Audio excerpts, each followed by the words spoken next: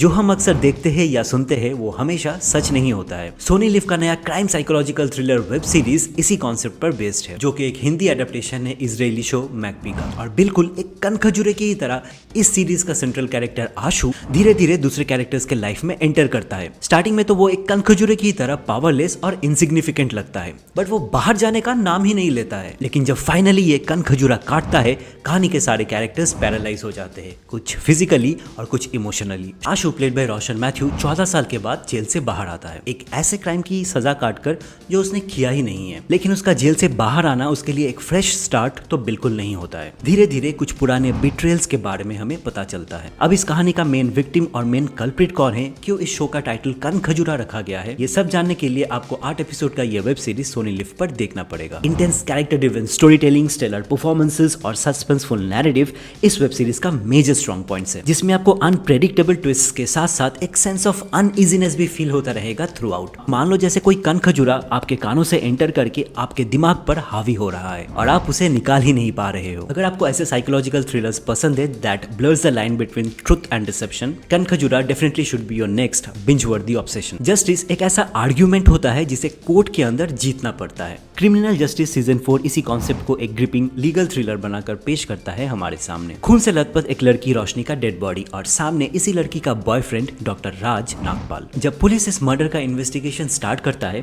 तो usual suspect obviously वही इंसान बन जाता है जो डेड बॉडी के सामने पाया गया था। लेकिन क्या डॉक्टर नागपाल सच में गिल्टी है, और is he just the easiest suspect to close the case? Doctor Nagpal की सेपरेटेड वाइफ अंजू उसे इनोसेंट साबित करने के लिए माधव मिश्रा के पास पहुंचता है, प्लेड बाय पंकज त्रिपाठी। माधव मिश्रा इस मर्डर का असली सच खोजने में लग जाता है, piling back layers of deception and exposing a lot of buried secrets. इस शो का पॉजिटिव फैक्टर्स है इसका engaging courtroom drama and murder trials, good investigative twist, मतलब एक तरफ पुलिस और साथ ही साथ दूसरी तरफ डिफेंस लॉयर माधव मिश्रा और उनके द्वारा किया गया इन्वेस्टिगेशन। और सबसे इंपॉर्टेंट चीज पंकज त्रिपाठी का एफर्टलेस चार्म और कैप्टिवेटिंग स्क्रीन प्रेजेंस, जो डेफिनेटली इस शो का बैकबोन है। इस शो का सिर्फ एक ही ड्रॉबैक है कि अभी तक सिर्फ 3 एपिसोड रिलीज हुआ है और आगे भी हर हफ्ते थर्सडेज को इसके नए एपिसोड्स आने वाले हैं। हमारी इस दुनिया में रहने वाले लोग अक्सर नेचर वाइज ना तो कम्प्लीटली ब्लैक या तो व्हाइट होते हैं, मतलब we all have shades of grey in us. Sony LIV का नया web series black white and grey love kills romance और क्राइम को एक बहुत ही ट्विस्टेड थ्रिलर में कन्वर्ट करके प्रेजेंट करता है हमारे सामने। और 6 एपिसोड के इस वेब सीरीज में हमें एक बहुत ही यूनिक